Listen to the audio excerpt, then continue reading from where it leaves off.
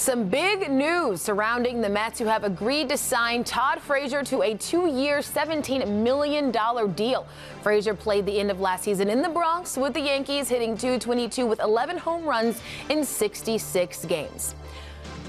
Welcome into Geico Sports Night. We start the show by welcoming in our Baseball Night in New York crew, Mark Malusis, Sal Licata, and Anthony McCarron. So let's get right to it. Anthony, is this a good deal for the Mets? Yes, I think it is, Taylor. I like the leadership that Todd Frazier brings and the pop in his bat, and he'll also solidify third base defensively, too, for the Mets. And, you know, the power is something that's big because the Mets only got 16 home runs from third baseman last year, one of the lowest numbers in all of baseball. So I think they really need its traditional power spot, Moose, and you know, really mostly sluggers are playing there, so they really need a guy there who can hit the ball out of the ballpark, and he brings it. Yeah, I mean, I love the leadership. Listen, you know, if you're paying Todd Frazier $14 million per year, I wouldn't like the deal. 2 years, $17 million, $8.5 million per year. It shows you where the marketplace is and how kind of it's fallen off. So for Todd Frazier at that number, Sal, I think it makes sense. Everything that Anthony just talked about. You love the leadership qualities. He's going to play stellar third base defensively. He's going to give you a pop.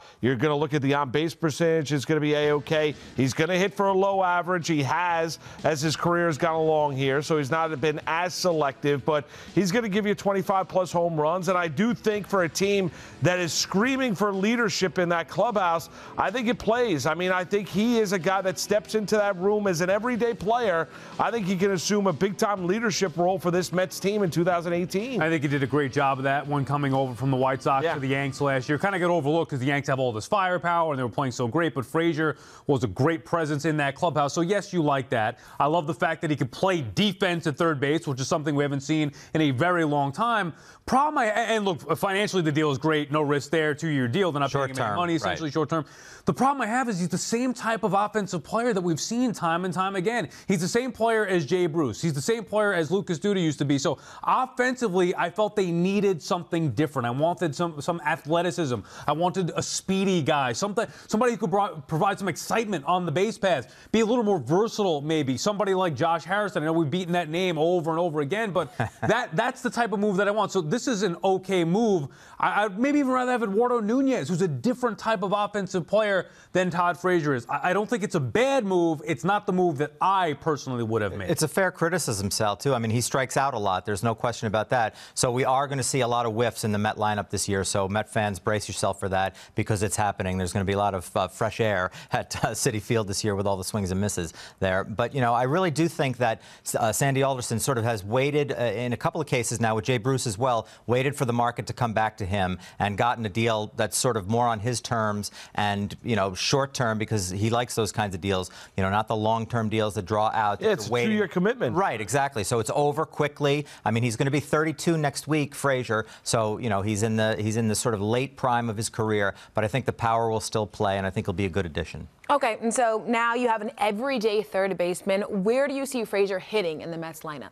Yeah, I mean, I probably see him hitting probably 5th in the lineup. I mean, that's probably in all likelihood, I think, when you look at Frazier, depending on when healthy. I mean, when healthy, Michael Conforto will be your leadoff hitter. Right now, Michael Conforto is not going to be your leadoff hitter at the start of the MLB regular season because he's not going to be healthy until May 1st. So they're still looking for that guy to step into that role. But I think as you move your way down the lineup, middle part of that order, and you have Cespedes, Bruce, and Frazier, as, you know, then you throw in Adrian Gonzalez, I think you're looking at a part of your lineup that can certainly scare opposing starting pitchers, scare relievers, and certainly the ability to hit the ball over the fence, which the general manager believes in. Right, absolutely. So you're already ceding first to Agon, huh? No Dom Smith. No, I am. I think Adrian Gonzalez is probably going to be the first baseman. Right. Yeah, I'm leaning that way as well, guys. But yeah, I mean, I like the lineup now. You know, I always thought that they were sort of risking being a little light, and I'm glad that now Jose Reyes sort of moves to a utility role, which is what they said they were going to do when they signed him.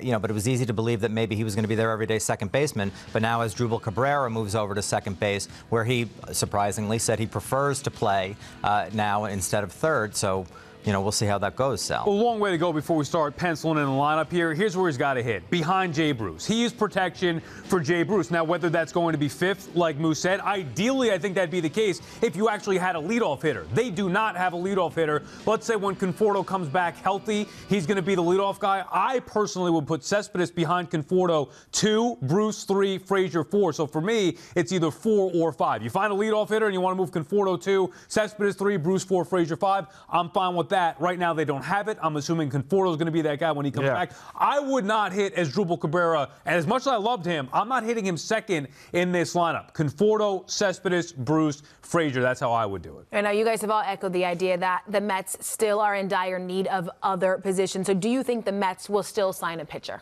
I think they need to, Taylor. Whether it's a starter or a reliever, I would love to see them get some rotation insurance here. And maybe the market plays into their hands as well with this position because, there's a lot of guys out there who need a job. I'm not saying that they're going to sign Yu Darvish or Jake Arrieta or even Alex Cobb or Lance Lynn, but, maybe somebody like, Jaime Garcia, Cashner, somebody like that, Jason Vargas. I mean, somewhere along the line, they may be able to get one of those guys on a short-term, cheap kind of deal and add some backup to that rotation. Yeah, I just think it depends on where the market is, right? I think right now the Mets had a dire need to sign an infielder. They have in Todd Frazier. I think they're going to continue to look at the marketplace, and if there's a guy where they feel that it's going to be of great value to bring into the organization where they can get him at their price, I think the Mets will bring in a starting pitcher. I don't think they'll overpay for a starting pitcher. I don't think they're going to bring Lance Lynn aboard and give a guy It would be 9, nice, 10 though, if they did. No, I agree. I don't disagree with that sentiment.